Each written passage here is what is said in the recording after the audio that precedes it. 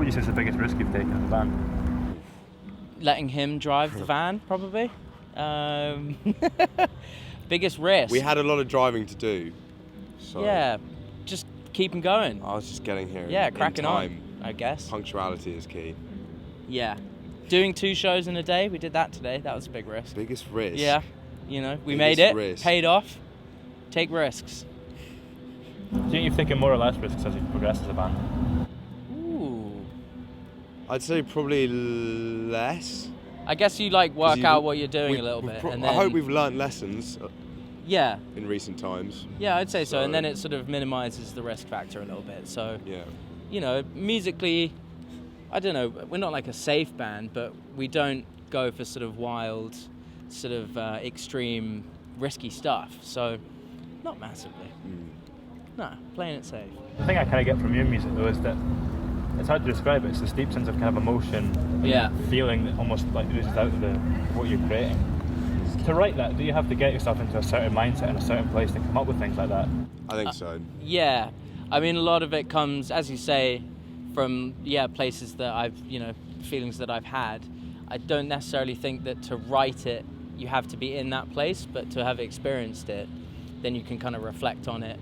And, it's...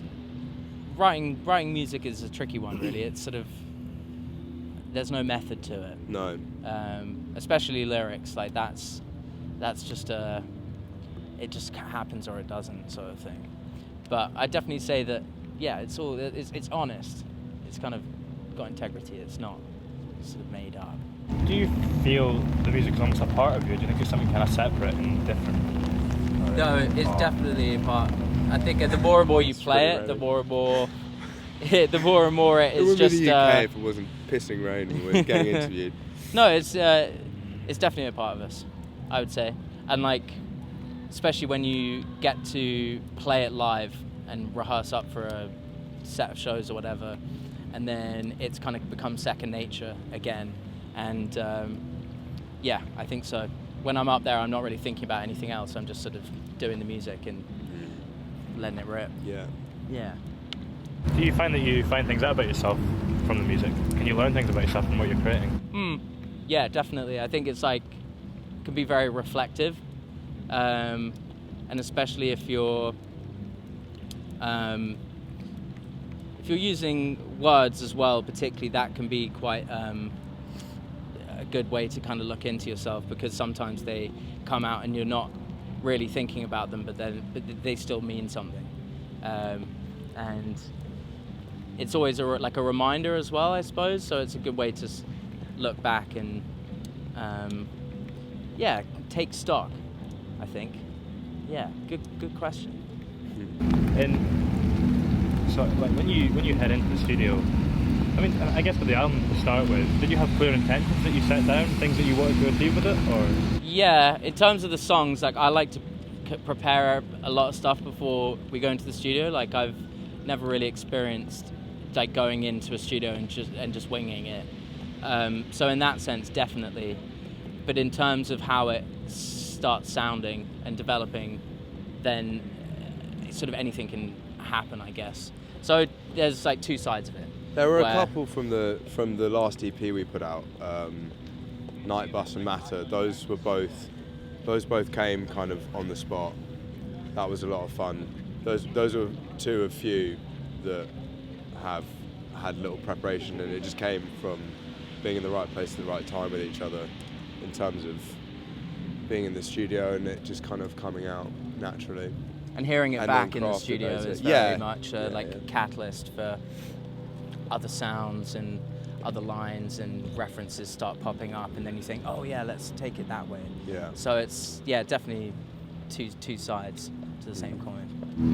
Did you find the album changed a lot in the studio from when it first started off as a whole, or did it stay to what you kind of set down? When we used to play recorded it over live, quite a long. Yeah. From conception to actually recording it, there was a bit of time, so it naturally changed, but not a huge amount, just in the detail.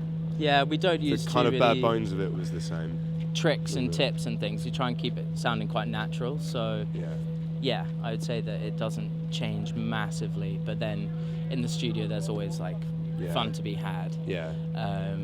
And you never know what it's going to sound like, in a sense. So, yeah, there's that room for manoeuvring where you just kind of let it happen and go with the flow, really. I guess it's kind of part of the excitement of creating it that comes from it. Yeah. Is that the most exciting part of Recording? Or recording when you go into the studio and I'd say that's probably one of the biggest buzzes. Like when you're going in and you're starting, and we tracked the last 4 we tracked. It was all live as well. We were doing all the tracking live, which is always really good, opposed to chopping it up individually. And also we don't sort of do demos and stuff, which some bands do. It's probably a good thing, but so it's always I want to hear this song in its full context, because when you're playing it live or rehearsing it in the studio, it's that sort of transient thing where it's gone and you can't listen back to it, so you never really know what the song feels like until you can listen to it back. So the studio, for that reason, is a lot of fun. And how do you go about picking a producer? Well, we don't. We've used the same producer for a long time. He's kind of the sixth member, really. Yeah. We've got a really good relationship with him outside of work, and he's a buddy great. of ours. Yeah.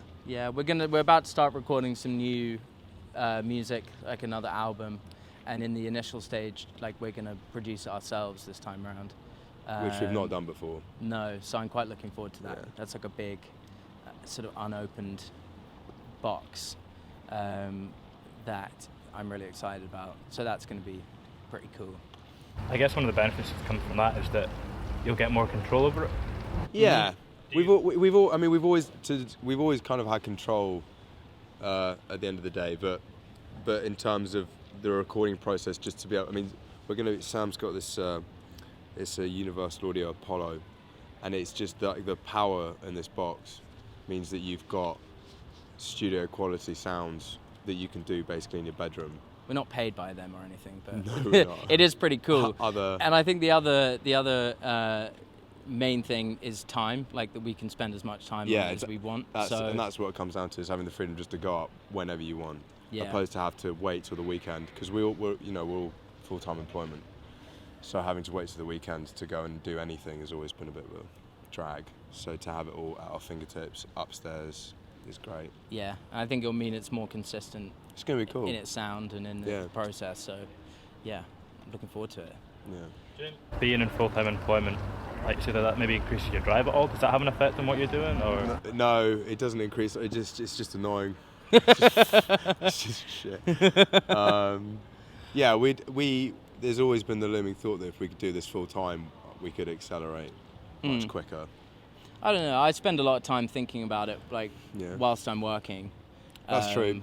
And sort of having little sort of daydreams about it and stuff. Do you have the opportunity to listen back to stuff during the week before you go back in the studio on the weekend, so you can kind of prepare for when you do go in? So things, I guess, it's a quicker process in the studio in that respect.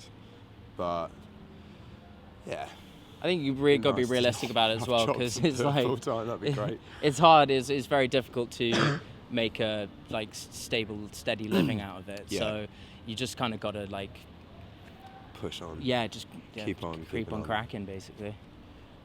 And what I was speaking about earlier with the music, exuding that sense of feeling. One of the other things I get from it is an almost cinematic quality. Yeah, I've heard that before. So I was wondering, if you could go back and pick any film and rescore it yourselves, which film would you pick? Damn, son. Any film. Any movie. Withnail and I. That's fun. Yeah, it could be cool. I want something a bit more epic. The Lion King. Little Mermaid. And to round off, what are you most proud of as a band so far? What's your proudest moment being in Leif Erikson? I think our Tufnell Park show that we played great. in London a few months back, that was pretty special. That was, it always feels good when you notch up another level on the ticket sales and the size of the room you play. I don't think my guitar worked for half that show, but it was a lot of fun anyway. Yeah, you're still proud. That was great. I was proud of you. Yeah, thanks, man. Yeah, I think that so far, and hopefully, it's all about you know, just getting to that next one that you're like, yeah, that was great. And then we keep managing to do that over the course of time. So, yeah, hopefully there'll be many more proud moments. Well, thank you very much for doing this and braving it out in the weather. Not a problem. Nice, man.